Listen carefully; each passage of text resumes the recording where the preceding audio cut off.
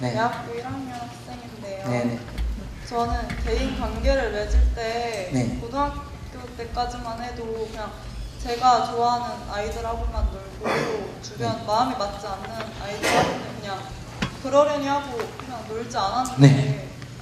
근데 대학교 와서도 똑같이 그렇게 했어요. 네. 마음이 맞지 않으면 마음이 맞지 않는다고 생각하고 그냥 맞는 아이들하고만 놀았는데 이렇게 하다 보니까 저 더 많이 대학교 오니까 자리가 많아지고 사람들도 많이 만나게 되니까 마음이 맞지 않는 사람들을 많이 접하게 되더라고요. 네. 그게 많아지면 많아질수록 제 성격이 이상한 것 같고 좀 성격 진짜 이상한 것 같아가지고 그렇게 생각하다 보니까 좀 사람들 만나는 것도 좀 두려워하게 되고 이렇게 되는데 제가 성격이 이상해서 고쳐야 할 건지. 아니, 성격이 이상한 건 아니에요. 성격이 그렇다지 이상한 건 아니에요.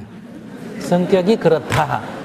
성격이 그런데 이제 초등학교, 중학교, 고등학교 때는 인간관계, 친구가 한 반이면 한 반이 계속 다니잖아요. 그죠? 인간관계가 좁으니까 마음에 맞는 애만 이렇게 사귀어도 문제가 안 되는데 이제 대학을 나오면 청소년기보다 훨씬 이 인간관계가 넓어지잖아. 그죠? 그러니까 초등학교 때는 한 반에 마음에 안 맞는 애가 3명이면 이제 이게 30명에 3명이면 이거는 300명에는 30명이 될 거 아니에요. 그 마음에 안 맞는 사람이 자꾸 늘어나는 거예요. 그래서 자기가 세상에 문제가 있어가 아니라 비율이 상대하는 사람이 많으니까 역시 늘어나게 되거든요. 그러면 이제 마음에 안 맞는 사람하고 사귀지 않으면 이 세상에 살아가는 데는 다 성격이 서로 다른데 내 마음에 맞는 사람만 골려서 살면 자기가 삶의 범위를 축소하면 돼요. 거기 맞게. 욕심내지 말고. 아시겠어요? 그러니까 예를 들면 교수님이 마음에 안 맞는 교수님이 왔다 하면 그냥 그 사람 막 안 사귀어도 되는데 대신에 점수는 좀 깎일 각오를 해야 돼요. 예를 들면 직장에 갔는데 마음에 안 맞는 상사가 있다 하면 이게 승진에 점수를 깎일 각오를 하거나 이렇게 각오를 하면 돼요. 왜냐하면 이 세상이 다 마음에 맞는 사람만 존재하는 게 아니니까. 그러면 이런 성격을 가지고는 엄마가 보호해주는 그런 생활에서는 문제가 별로 안 됐는데 20살 넘어가 세상을 사는데 나한테 막대한 손해가 따르구나 이렇게 생각하면 고쳐야 될까 안 고쳐야 될까? 나빠서 고치는 게 아니라 여기 안 맞기 때문에 고치는 거예요. 결혼을 하게 되면 내 성격이 나빠서가 아니라 둘이 같이 살아가 하나가 돼야 되니까 그거다 맞춰야 되니까 뭐다? 상대하고 맞추려니까 나의 일부를 뭐 해야 된다? 고쳐야 되는 거예요. 나빠서 고치는 거 아니에요. 고치려면 힘들까 쉬울까?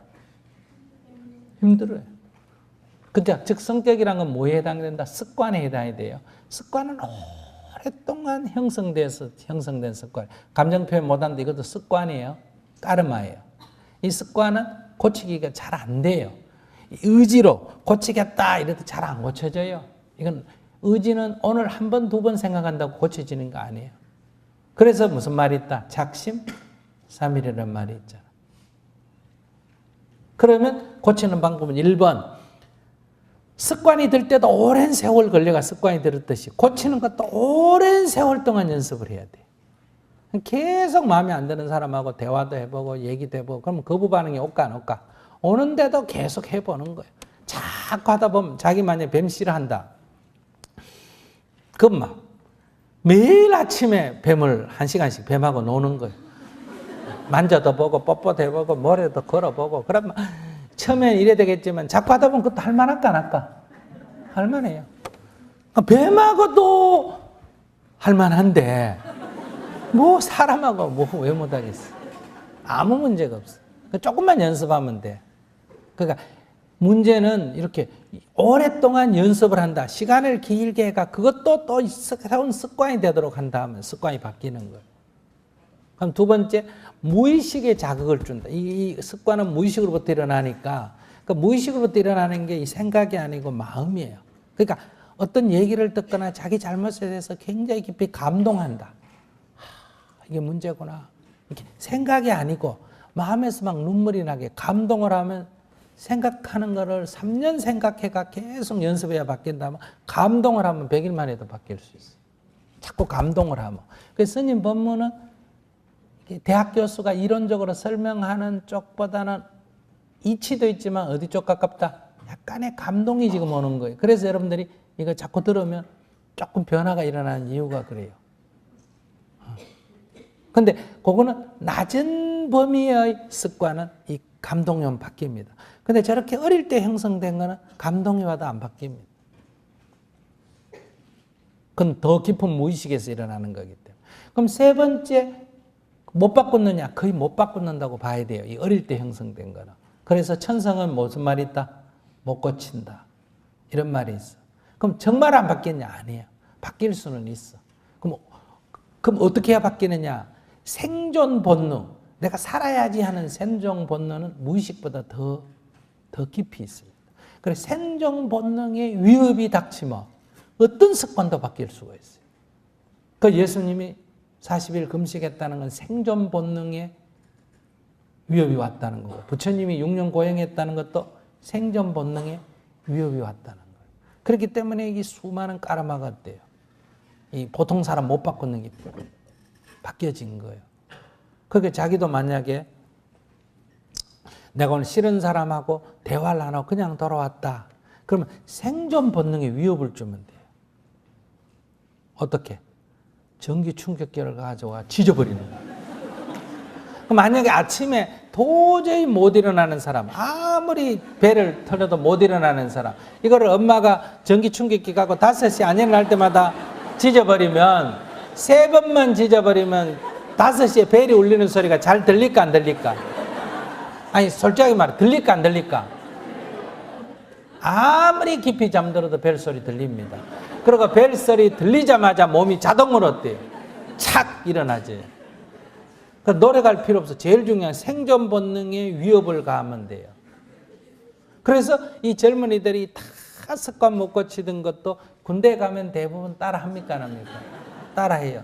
군대 가면 이렇게 노래가 안 해도 가면 벌써 분위기상 이건 안 했다가는 용납이 될 것 같아? 안 될 것 같아? 안 될 것 같아. 그러니까 들어갈 때 바로 각오하고 들어가도 바로 용납이 안 돼요. 뭐 아파요 이래 봐라 용납이 되는 거예요. 용납이 안 돼요.